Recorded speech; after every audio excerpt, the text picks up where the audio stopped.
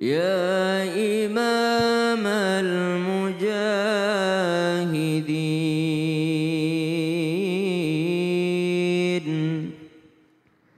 يا رسول الله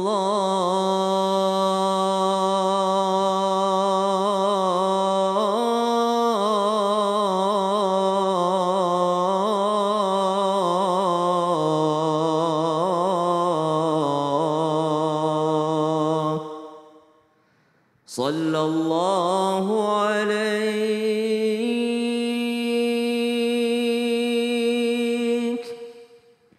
وعلى آلك وأصحابك أجمعين. أعوذ بالله من الشيطان الرجيم. بسم الله الرحمن الرحيم. Assalamualaikum warahmatullahi wabarakatuh.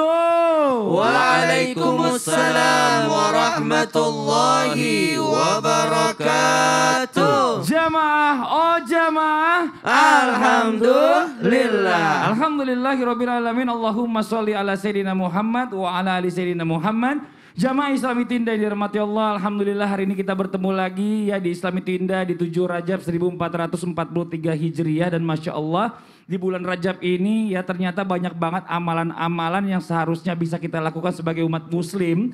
Cuma saat ini kita menjadi bingung karena ada sebagian ulama berpendapat bahwa banyak yang dia bilang salah atau mungkin bid'ah atau tidak perlu dilakukan oleh kita. Sedangkan kita pernah mendengar ulama lain mengatakan bahwa ada amalan-amalan yang perlu kita lakukan. Nah hari ini kita bahas ya, yang mana yang benar, yang mana yang salah. Mudah-mudahan hari ini kita bisa melakukan segala sesuatu secara maksimal untuk ibadah kita di bulan Rajab. Dengan amalan Rajab boleh atau bid'ah. Wah ini keren nih, temanya Masya Allah luar biasa. Yang pertama kita minta guru kita Ustadz Maulana. Ustadz Maulana, assalamualaikum. Waalaikumsalam warahmatullahi Yang semangatnya juga hari ini lagi luar biasa nih Ustadz Maulana.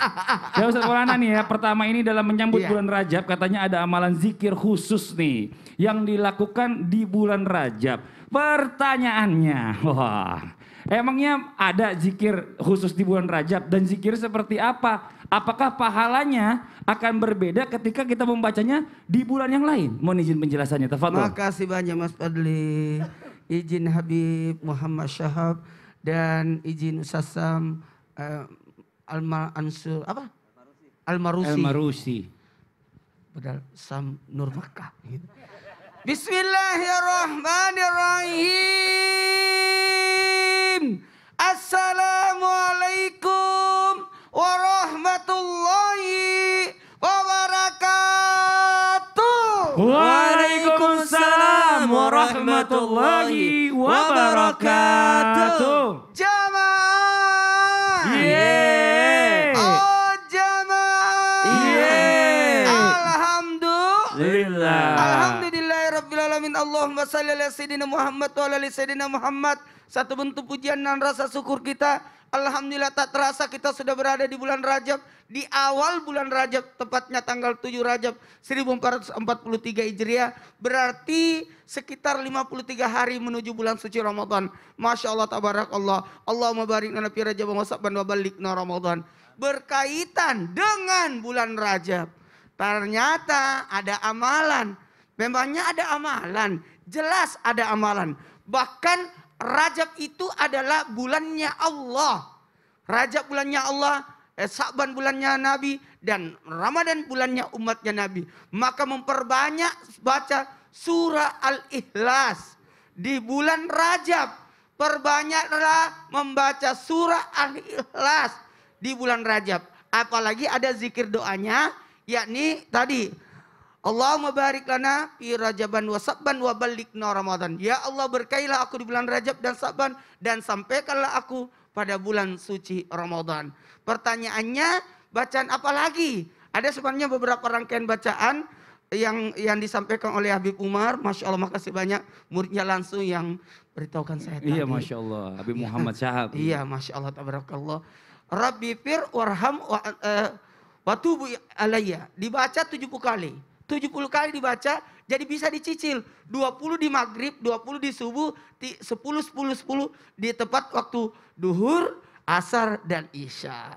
1 dan 3, Rabbi fir warham wa atubu ilaihi. Mohon izin dan kalau bisa dibaca Allahumma antarabbila ilahi antalaktani wana atau doa yang namanya istighfar atau penghulunya. Sayyidul istighfar, penghulunya taubat. Mohon izin dibaca 3 kali. Kenapa? Karena di Rajab itu yang paling mulianya di awalnya 1 sampai 10. Karena ada istighfar Rajab, penghapusan. Kemudian di pertengahannya itu di bulan Sya'ban, ada nisfu Sya'ban. Nanti pada bulan suci Ramadan, tepatnya di akhirnya, yakni ada malam Lailatul Qadar.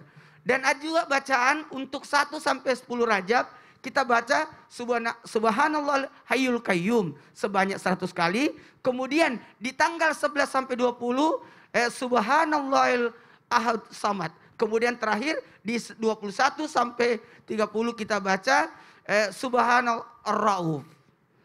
Ada nanti kita baca salawatnya adalah Ahmadur Rasulullah Muhammadur Rasulullah. Allah. Jadi sebenarnya memang ada Ustadz ya Ada amalan-amalan di bulan Rajab ini. Kita harus yakini sebagai untuk penambahan amal ibadah, zikir dan sebagainya. Karena zikir itu adalah mengingat Allah. Betul. Dengan caranya masing-masing. Terima kasih banyak Ustadz Maulana. Masya Allah sudah diawali dengan sesuatu yang luar biasa zikirnya di bulan Rajab ini. Mudah-mudahan pahalanya juga jauh lebih besar dibandingkan dengan bulan-bulan lainnya Ustadz ya. Kita sampaikan kepada jamaah silakan pilih amalan-amalan yang bisa dilaksanakan. Nah sekarang kita lanjut lagi nih buat jamaah Islami Tinda yang dirahmati Allah yang ada di rumah. Di bulan Rajab ini juga ada kejadian istimewa Masya Allah ya. Ada sebuah peristiwa penting yaitu terjadinya Isra dan Mi'raj. Yang mana selalu kita peringati, maaf ya, peringati bukan dirayakan. Jadi bedakan antara peringati dan dirayakan. Kalau peringati berarti kita mengingat. Dan ini sering menjadi perdebatan nih. Nah pertanyaannya kepada guru kita Habib Muhammad Syahab nih. Mohon izin sebelumnya sebenarnya bagaimana sih peringatan Isra Mi'raj yang baik di bulan Rajab? Tafadhol Habib. Izin Ustaz Maulana, Syekh Mas Fadli. Bismillahirrahmanirrahim. Assalamualaikum warahmatullahi wabarakatuh. Waalaikumsalam warahmatullahi wabarakatuh. Alhamdulillahi rabbil alamin. Wa sallallahu wa sallama ala abdihil mustafal amin. Sayyidina Muhammadin nurillahil mubin. Al-hadi ila siratihil mustaqim. Dhil khuluqil azim wa nahjil qawim. Allahumma salli wa sallim wa barik alaihi wa ala alihi wa sahbihi wa man sara fi darbih. Amma ba'd. Singkatnya, masalah ihtifal dzikra Isra wal Mi'raj. Ulama mufti atau ifta daripada ulama-ulama, doa julluhum dan kebanyakan mereka, hukumnya apa sih? Artinya memperingati Isra wal Mi'rajnya baginda Nabi besar Muhammad sallallahu alaihi wasallam. Singkatnya dengan waktu yang pendek ini jaizun syar'an.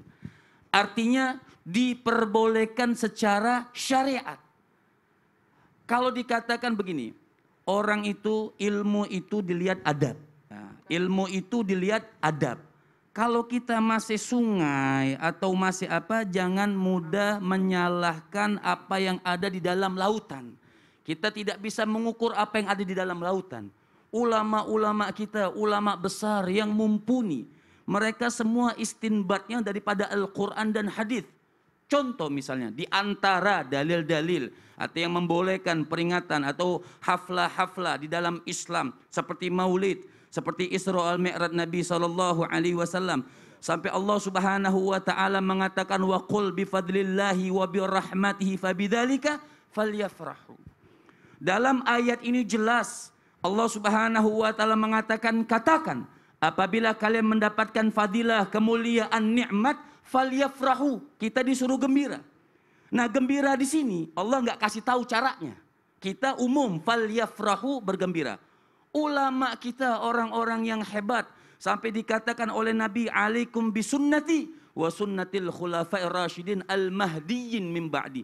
Atas kalian kata Rasul menunaikan sunnatku, sunnahku dan sunnah-sunnah ulamaku.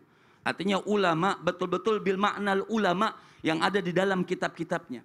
Maka perayaan Isra wal Mi'raj ini adalah sebuah tasyakur Tasyakur mengungkapkan rasa syukur kepada Allah Subhanahu wa taala.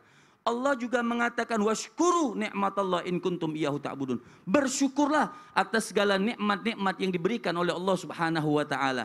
Nah, kita bersyukur. Ulama mengajak kita mengingatkan, oh, ada peristiwa yang agung, peristiwa yang mulia, peristiwa yang hebat sampai Nabi bertemu kepada Allah Subhanahu wa taala. Bersyukur kita dapat perintah solat, dan ketika kita solat mendapatkan ampunan dosa dari Allah Subhanahu wa taala. Banyaklah hadis-hadis tentang hal tersebut. Jadi kalau dikatakan, jadi kita nggak usah ragu. Sebenarnya gampang saja Ustadz Maulana, Mas Fadli, Ustadz Syam. Oke, yang tidak mau kita tidak salahkan. Secara umum, secara bijaksana, secara keilmiah, yang tidak mau ya silahkan, tidak masalah. Kita tidak menyalahkan orang yang tidak mau. Tapi jangan menyalahkan orang yang mau dengan mengikuti ulama-ulama kita, salaf kita yang betul-betul salaf, yang mereka merayakan zikra, mengingat peristiwa yang agung, yaitu peristiwa yang besar, Isra wal Mi'raj baginda Nabi besar Muhammad sallallahu alaihi wasallam. Terima kasih banyak Habib Muhammad, Masya Allah atas penjelasannya yang luar biasa. Nah, sekarang kita lanjut lagi nih ya. Saya tertarik tadi apa yang dikatakan guru kita Ustadz Maulana tadi di awal nih. Ada amalan katanya di bulan Rajab ini sering-sering membaca surah Al-Ikhlas. Sebanyak-banyaknya, kalau bisa sampai ratusan kali gitu, ada yang bilang begitu ya. Nah, ini bener nggak nih dianjurkan di bulan Rajab? Karena banyak orang yang mengamalkannya karena menurut mereka juga adalah ini istimewa di bulan Rajab. Nah, bagaimana penjelasannya Ustaz Syam biar orang nggak keder, nggak bingung nih. Tadi bilang bid'ah juga lagi. Silakan mohon izin, tafadhol. Bismillahirrahmanirrahim. Tabaik guruku Habib Ustaz Maulana Mas Fadli serta guru-guru kami yang Allah Subhanahu wa taala. Bismillahirrahmanirrahim. Alhamdulillahirabbil alamin wassalatu wassalamu ala asyrafil anbiya'i wal mursalin.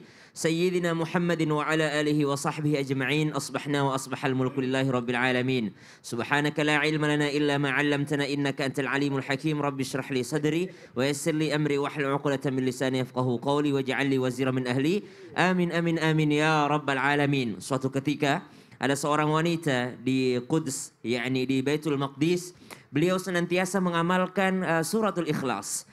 Jadi membaca surah Al-Ikhlas setiap malamnya, bahkan dikatakan dalam riwayat sampai 12.000 kali. Imam Ghazali itu. Subhanallah. Dalam kitabnya Muqasyifatul Qulub. Betul. Ada kitabnya bilang. Subhanallah. Jadi wanita ini membaca, senantiasa membaca 12.000 kali.